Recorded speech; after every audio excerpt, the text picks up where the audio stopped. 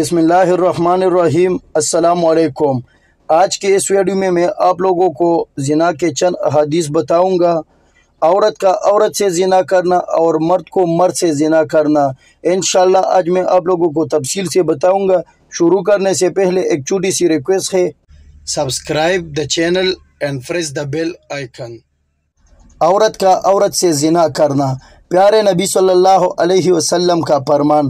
حضرت اسلم بن اسقا اور حضرت انس بن مالک رضی اللہ تعالی عنہ دونوں حضرات اس بات کی گواہی دیتے ہیں کہ رسول خدا صلی اللہ علیہ وسلم نے ارشاد فرمایا، اس وقت تک قیامت قائم نہیں ہو سکتی جب تک مرد مردوں سے عورتیں عورتوں سے لذت حاصل نہ کرنے لگ جائے اور عورتوں کا ایک دوسرے سے شرمگاہ کو ملا کر لذت حاصل کرنا زنا ہے۔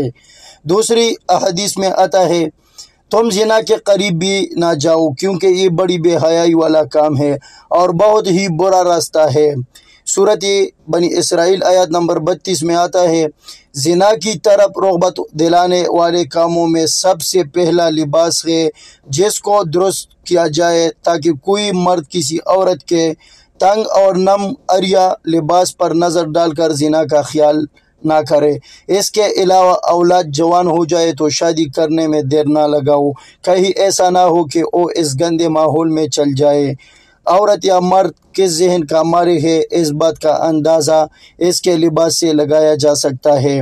تیسری نمبر حدیث میں ہے، نبی اکرم صلی اللہ علیہ وسلم نے فرمایا کہ اے امت محمد، اللہ کی قسم، اللہ تعالیٰ سے بڑھ کر کسی کو غیرت نہیں آتی کہ کوئی مرد یا عورت زنا کرے، اور میں اللہ کی قسم اٹھا کر کہتا ہوں کہ جو کچھ میں جانتا ہوں اگر تم جان لو تو تم تھوڑا سا ہنستے اور زیادہ روتے۔ چوتھی نمبر حدیث میں آتا ہے، زناکاری کی مذمت۔ حضرت رسول خدا صلی اللہ علیہ وسلم نے فرمایا، میرے بعد جب زنا زیادہ ہوگا تو ناگہانی اموات زیادہ ہوگی۔ زمین ایسا نالا اوپر یاد کبھی نہیں کرتی جیسا نالا اوپر یاد اس وقت کرتی ہے جب اس پر کسی زناکار کے غسل کرنے کا پانی گر جاتا ہے۔ اللہ ہم سب کو اس پر عمل عطا فرمائے اور اللہ تعالیٰ ہم سب کو زناکاری سے دور رکھے، آمین۔